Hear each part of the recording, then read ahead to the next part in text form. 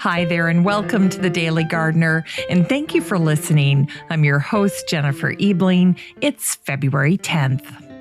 Today we celebrate the man who suggested naming the twin flower for Linnaeus, and the botanist who gave Meriwether Lewis a crash course in botany. We'll learn about the English writer who wrote that God once loved a garden we learned in Holy Writ, and seeing gardens in the spring, I well can credit it. And we also tip our hats to the British botanist who loved the common spotted orchid. Today's unearthed words feature words about the white stuff covering our gardens right now, snow. And we grow that garden library with a book about a family who settled in the Florida frontier. The book was honored as the most outstanding Florida historical novel. And I'll talk about an item that will help you spruce up a number of items in your garden. I love this product.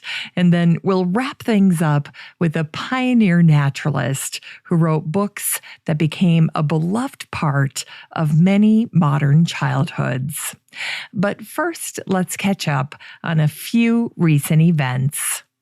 Here's today's curated articles. First up is a post that was featured in Country Life. It was written by Alan Titchmarsh, and it was called The Stunning Midwinter Trees, Whose Bark is Better Than Their Bite. This post was all about the fabulous book Winter Gardens by Cedric Pollitt. Pollitt is a shutterbug who captures plants in their dormancy. Quote, the best varieties of dogwoods, willows, maples, and birches, plus a smattering of brambles and bamboos. Pollitt's book was awarded the Garden Book of the Year by Garden Media Guild in 2018. And Alan Titchmarsh's review of the book was very positive. He wrote, I cannot think of a single recent gardening book that has fired my imagination and been such a useful guide to the diverse array of deciduous trees and shrubs and their colorful barks as Winter Gardens by Cedric Pollitt. I defy any gardener not to be uplifted by the superb images of plantings in gardens across the United Kingdom, with a sprinkling of others across the water in Europe and North America. And I love how Titchmarsh ends his review. He said that Pollitt's book was loaded with practical advice aplenty and images that are capable of making the most world-weary gardener sit up and take notice. Winter Gardens is a reminder that these dark months, which with age seem to last longer and longer each year, really are capable of being lifted out of the mire with thoughtful planting. We are none of us too old to discover new plants and new ways of using them. So there you go, a resounding endorsement for the book Winter Gardens by Alan Titchmarsh. I've included a link to it in today's show notes, and you can support the show by using that link and buying the book on Amazon. And right now, used copies are available for under $5. Now, that's tremendous for this book, and that's about 80% off the cover price for this book.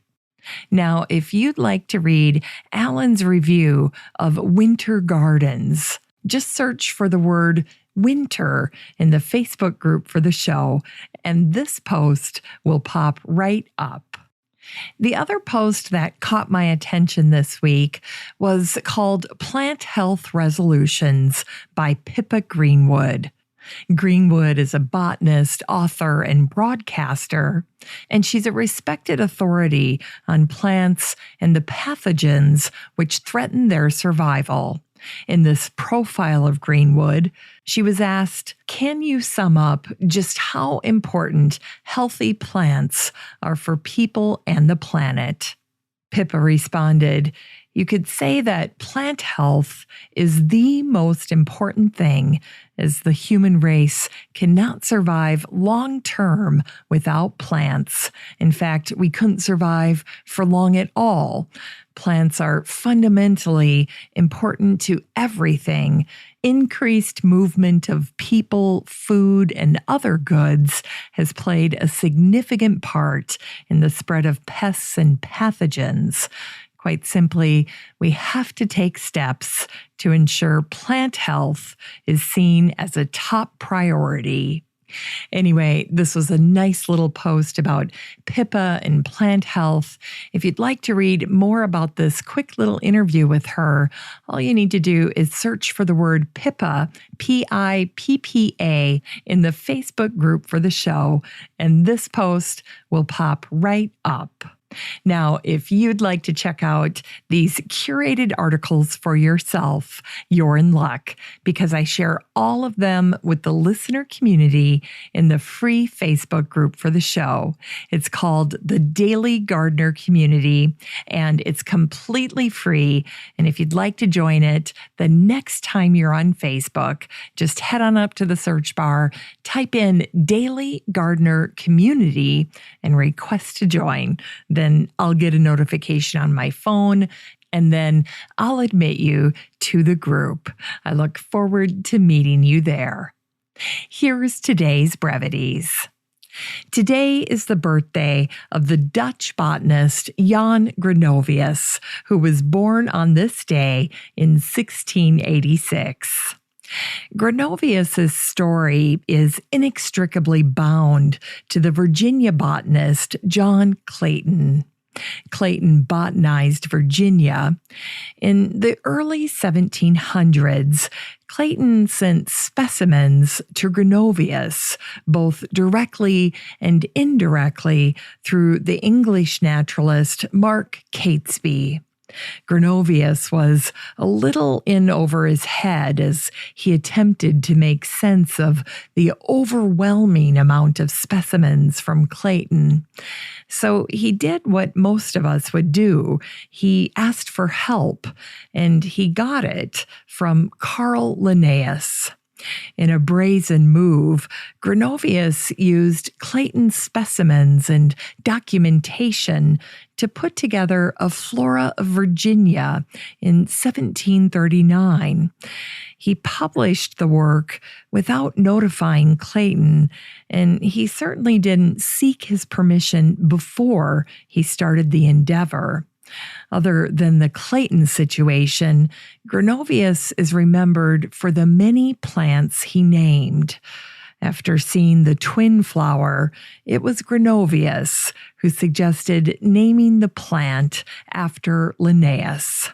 Without Gronovius, Linnaeus probably wouldn't have had a plant named for him during his lifetime.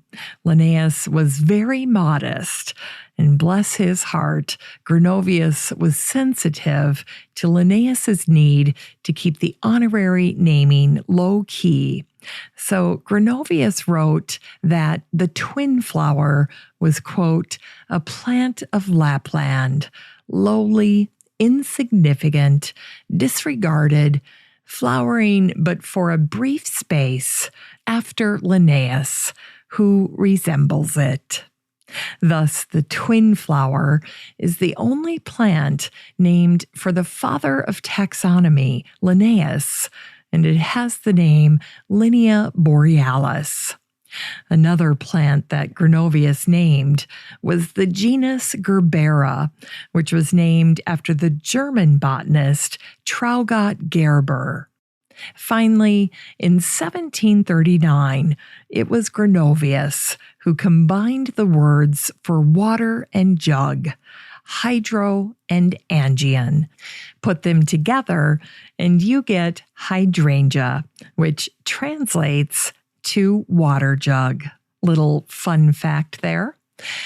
Today is also the birthday of the American botanist, naturalist, and physician Benjamin Smith Barton, who was born on this day in 1766. Barton worked as a professor of natural history and botany at the University of Pennsylvania, where he authored the very first textbook on American botany. In 1803, Barton tutored Meriwether Lewis to get him ready for the Lewis and Clark expedition. Lewis had little knowledge of natural history and plants, and Barton's expertise made it possible for him to be quite effective on the expedition. Barton was supposed to create a book describing all of the plants that were found on the expedition, but for some reason, he never began writing. The job ultimately fell to Barton's assistant, Frederick Persh, who ended up having a falling out with Barton.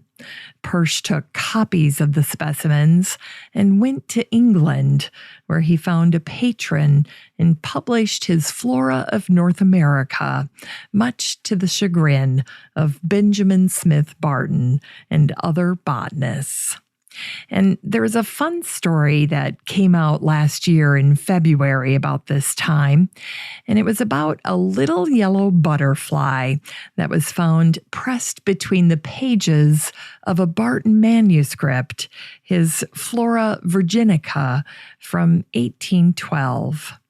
It turns out that this little yellow creature was found by a library fellow named E. Bennett Jones at the American Philosophical Society as he was looking through the book.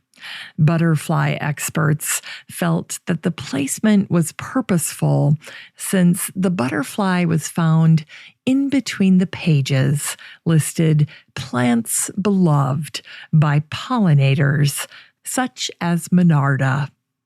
After the discovery, the Barton butterfly was carefully removed and preserved in a suspended container. In a touching result, the manuscript will forever bear a butterfly-shaped stain, marking the spot where the little butterfly was pressed between its pages for over 200 years before it was discovered. And today is the birthday of the English writer Winifred Mary Letts, who was born on this day in 1882. Gardeners love her quote on spring. She wrote, "That God once loved a garden, we learned in Holy Writ, and seeing gardens in the spring, I well can credit it." Winifred also wrote a poem about spring called Spring the Cheat. This is one of many poems Winifred wrote about the Great War, World War I. Winifred wrote Spring the Cheat to remind people that they were not alone in their suffering. Her poem illustrates how pointless existence seems during wartime. Winifred contrasts the season of rebirth, spring, which is cyclical, with a war-induced season of loss, which usually spreads across many seasons and is especially at odds during spring. Here's Spring the Cheat by Winifred Mary Letts. The wych elm shakes its sequins to the ground. With every wind, the chestnut blossoms fall. Down by the stream, the willow warblers sing, and in the garden, to a merry sound, the mown grass flies. The fantail pigeons call and sidle on the roof. A murmuring of bees about the woodbine-covered wall, a child's sweet chime of laughter. This is spring. Luminous evenings, when the blackbird sways upon the rose and tunes his flageolet, A sea of bluebells down the woodland ways. Oh, exquisite spring, all this, and yet, kinder to me, the bleak face of December, who gives no cheating hopes, but says, remember. Today's the birthday of the British botanist and former director of the Royal Botanic Gardens, Kew, Jack Heslop Harrison, who was born on this day in 1920. Jack became the first director of the Royal Botanic Gardens to resign the position since it was created in 1822. In 1957, Jack wrote an article on the hybridization of the common spotted orchid. Today at Kew Gardens, there's a marker for the spotted orchid, or the marsh orchid as it's known, with the Latin name Dactylorhiza X. Brownii. It was Jack's favorite flower. In Unearthed Words, here are some poems and quotes about snow. This first one's from Aristotle, the Greek philosopher and polymath. To appreciate the beauty of a snowflake, it is necessary to stand out in the cold. And here's a Korean proverb. There is no winter without snow, no spring without sunshine, and no happiness without companions. And here's a little excerpt from the poem called The Snow Shower by the American Romantic poet William Cullen Bryant. Here, delicate snow stars out of the cloud come floating downward in airy play, like spangles dropped from the glistening crowd that whiten by night the Milky Way. And finally, here's a line from Nancy Hatch Woodward, the American writer, from Her Southern Snow. There is a silence in a snowy dawn that forces you to look anew at what has been transformed from the customary landscape of your day-to-day life. Dogwoods glisten in their silver finery. Bowing fir limbs form a secret cathedral. It's time to grow that garden library with today's book, A Land Remembered by Patrick D. Smith. This book came out in 1996. A Land Remembered is a multi-generational saga, and it tells the story of a family who settled in the Florida frontier and survived against all the odds and the land itself. In the story, the McIvy family arrived by ox cart in Florida in the 1850s. Settling on the banks of the Kissimmee River, they fought off mosquitoes, floods, freezes, and rustlers. In addition to telling the story of the McIvy family, Smith writes poignantly about another character, the Florida landscape. Specifically, Smith tells us how Florida looked in the beginning, before the pioneers came and settled the land. Smith highlights how the Florida landscape has been irrevocably altered by development and destroyed by greed over the past 2 centuries. A Land Remembered has won many awards as a work of Florida historical fiction. This best-selling novel has been reprinted multiple times over the years. You can get a copy of A Land Remembered by Patrick D. Smith and support the show using the Amazon link in today's show notes for under $5. And here's today's great gift for a gardener. It's the Catsko Furniture Repair Kit Wood Markers. You get a set of 13. These are markers and wax sticks with a sharpener. Now, most people use them for stains or scratches on their floors, tables, and desks. And I do that as well. But I also took a set out with me to the garden last year, and I found so many uses for them. They're really great to have in your garden toolkit. I use mine to help age and add patina to items in the garden. They're great for helping to tidy up items that have little bits of damage on them, like birdhouses or wooden crates or boxes, if you have any of those in your garden.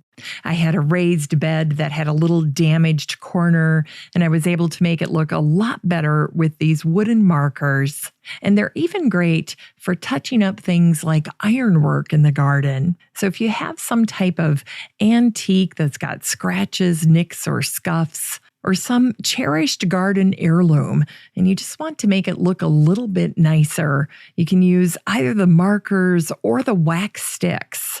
And I think you'll be pleased with the result. This 13-piece kit includes 6 repair markers and 6 paper-wrapped wax sticks and 1 wax stick sharpener. Basically, it's a pencil sharpener. The colors are maple, oak, cherry, walnut, mahogany, and black. And both the markers and the wax sticks are easy to use. All you need to do is draw over the area that needs a little improving, allow it to dry, and then sit back and enjoy the results. This product is an Amazon choice. You can get it on Amazon Prime so you don't pay for delivery.